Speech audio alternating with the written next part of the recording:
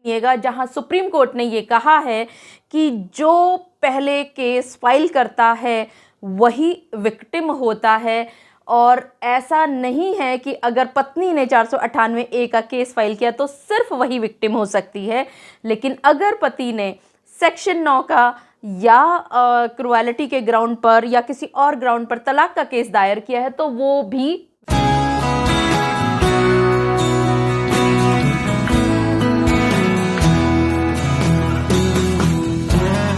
आप सभी ने मेरे पिछले सभी वीडियोस में देखा होगा कि चाहे पति अपनी पत्नी के विरुद्ध किसी केस को दायर करे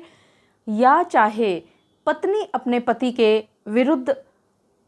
पैकेज लेकर के आए और बहुत सारे केस करके और परेशान करे पति और परिवार के अन्य सभी सदस्यों को, लेकिन यहाँ जो प्रश्न आप सभी के सामने सबसे बड़ा खड़ा होता है कि आप चाहते तो कुछ और हैं, लेकिन आप केस किसी और चीज़ का किया करते हैं और केस करने के बाद भी आप दूसरे पक्ष का रुख देखना पसंद किया करते हैं और ये कोशिश करते हैं कि जो केस आपने दाखिल किया है कोर्ट में उस केस के समन्स दूसरी पार्टी तक ना पहुंचने पाए। क्या ये संभव है? जी हाँ, आप सभी ने बिल्कुल ठीक समझा। आज की इस वीडियो में मैं आप सभी के साथ इन्हीं सब बातों पर चर्चा करने वाली हूँ कि क्या ये संभव हो सकता है और अगर हाँ तो कैसे और अगर ना तो क्यों नहीं। मैं एडवोकेट मोहिनी मोना आप सभी का पुनः स्वागत करती हूं और आप सभी देख रहे हैं अपना पसंदीदा चैनल मोहिनी मोना एडवोकेट। अगर आपने मेरे इस चैनल को अभी तक सब्सक्राइब ना किया हो या आप मेरे इस चैनल के लिए नए हैं तो इसको जल्दी से जल्दी सब्सक्राइब कर दीजिएगा ताकि आपको इसी तरह के लीगल इन्फॉर्मेटिव वीडियोज़ की नोटिफिकेशन सबसे पहले मिल सके।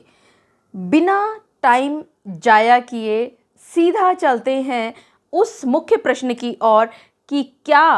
दूसरी पार्टी को समन्स भेजने से कोर्ट के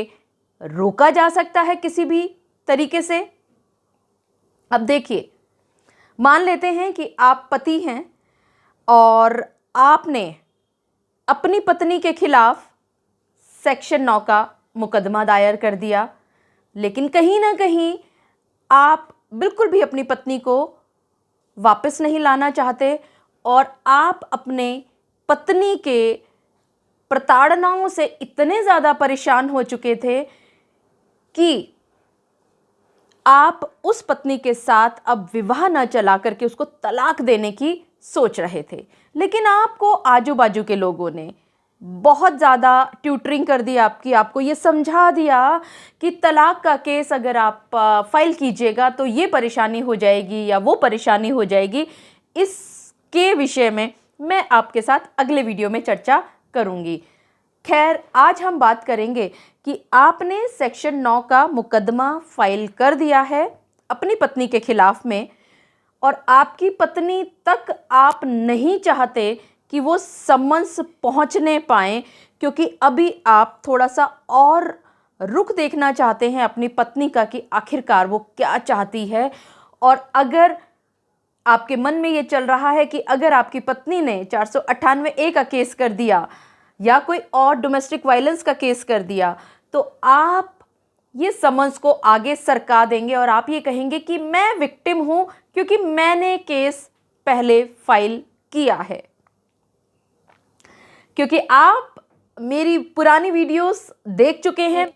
मैं उस वीडियो की लिंक डिस्क्रिप्शन में दे दूंगी, प्लीज़ आप वीडियो वो ज़रूर सुनिएगा, जहां सुप्रीम कोर्ट ने ये कहा है कि जो पहले केस फाइल करता है वही विक्टिम होता है। और ऐसा नहीं है कि अगर पत्नी ने 498A का केस फाइल किया तो सिर्फ वही विक्टिम हो सकती है, लेकिन अगर पति ने सेक्शन 9 का या क्रुएलिटी के ग्राउंड पर या किसी और ग्राउंड पर तलाक का केस दायर किया है तो वो भी विक्टिम माना जाएगा अगर उसने पहले केस फाइल किया है। खैर, आप उसी तर्ज में थोड़ा सा अपने दिमाग को घुमा रहे थे और ये सोच रहे थे कि केस तो हम फाइल कर देंगे लेकिन दूसरी पार्टी को ये पता भी ना चले कि आपने उनके खिलाफ कोई केस किया हुआ है। तो आप ऐसी स्थिति में क्या किया करते हैं कि आप अपने वकील साहब को ये कहते हैं कि जज साहब ने जब दूसरी पार्टी को सम्मन्स भेजने के लिए आदेश पारित कर दिए हैं और उस आदेश का पालन करने के लिए या उसको एग्जीक्यूट करने के लिए, उसको लागू करवाने के लिए आपको प्रोसेस फ़ी या तलवाना कोर्ट के अंदर भरना होता है। और अगर आप ये स्टेप्स टाइम पर नहीं लेंगे तो अगली तारीख पर जज साहब दोबारा से ऑर्डर पेश करेंगे, ऑर्डर दे देंगे कि फिर से पीएफ जमा किया जाए, क्योंकि पिछली तारीख पर आप नाकाम रहे हैं। और यहाँ पर आप ये तिगड़म लगा लेते हैं कि आप विक्टिम भी बन जाएं, पहले केस फाइल करने के नाम पर, जैसा सुप्रीम कोर्ट ने कहा, और वहीं दूसरी पार्टी यानी आपकी पत्नी को ये पता भी ना चलने पाए कि आपने उनके खिलाफ कोई कोर्ट में केस दर्ज किया है। तो यहाँ आपको ये सोचना होगा, समझना होगा कि आपकी जो ये शानपंती है, आपका ये जो रवैया है या रुख है, या ये आप जो अपना दिमाग घुमा करके ये सोच रहे हैं कि आप कोर्ट को बेवकूफ़ बना लोगे, कोर्ट को आप अपनी बातों में फंसा लोगे, भूल जाइए। क्योंकि वहाँ जो जज साहब बैठे हुए हैं वो पहले ये बात को देखेंगे कि आप क्यों जानबूझ करके प्रोसेस फ़ी नहीं जमा कर रहे हैं, क्योंकि आपके मन में कहीं ना कहीं ये बात छिपी हुई है कि आप दूसरी पार्टी को सम्मन्स नहीं देना चाहते, नहीं भिजवाना चाहते, बल्कि सिर्फ और सिर्फ एक ही मकसद आपका नज़र आ रहा है कि आप अपने आप को डिफेंस में लाने के लिए या अपने आप के लिए बचाव के लिए आपने एक मोहरा बनाते हुए एक केस को फाइल कर दिया है। तो याद रहे, ये आपका जो मोहरा है हो सकता है कि ये कामयाब ना होने पाए, क्योंकि ये ना सोचिएगा कि आपकी जो पत्नी है, उनके जो वकील साहब हैं, उनकी भी पैनी नज़र, उनकी भी तीखी नज़र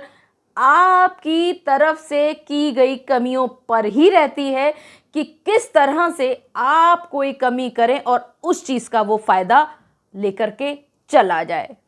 मुझे पूरा विश्वास है कि आज के इस वीडियो के माध्यम से आप सभी को ये भली भांति पता चल गया होगा कि अगर दूसरी पार्टी को सम्मन्स इशू करने का ऑर्डर जज साहब के द्वारा दिया जा चुका है और समय रहते जो भी आपको प्रिस्क्राइब टाइम दिया गया है within 3 days to file the PF और विदिन 5 days और within a week to take appropriate steps, अगर आपने वो नहीं किया है तो दूसरी पार्टी के पास आप इस तरह से समन्स भेजने से स्वयं को रोक सकते हैं, लेकिन उसका फ़ायदा होने की बजाय कभी कभी उसका नुकसान भी हो सकता है। तो याद रहे, कोर्ट के साथ खेल खेलने की बजाय आप कोशिश करें कि सच का साथ दें, क्योंकि इन्हीं खेल खेलने की वजह से जो आप पति पत्नी ने आपस में खेले हैं उसकी वजह से आप कोर्ट्स में घूम रहे हैं, एक कोर्ट से दूसरी कोर्ट, एक जज साहब से दूसरी जज साहब के बीच में एफआईआर का बोझ भी है आपके ऊपर और बहुत सारे केसेस भी हैं, सिर्फ और सिर्फ इसी वजह से क्योंकि आप खेल खेलने में लगे हुए हैं। और उस खेल खेलने में कभी ये बात ना सोचिएगा कि आप कोर्ट को भी खिला लोगे। मुझे पूरा विश्वास है कि आपको मेरा आज का वीडियो भी बहुत अच्छा लगा होगा। अगर आपको मेरा आज का वीडियो भी अच्छा लगा तो इसको लाइक, शेयर और कमेंट करना ना भूलिएगा। और हाँ, अगर आप मेरे इस चैनल के लिए नए हैं तो इसको जल्दी से जल्दी सब्सक्राइब कर दीजिएगा, ताकि आपको इसी तरह के लीगल इन्फॉर्मेटिव वीडियोज़ की नोटिफिकेशन सबसे पहले मिल सके। अपना और अपने परिवार का बहुत अच्छी तरह से ध्यान रखिएगा। Thank you, take care, bye bye.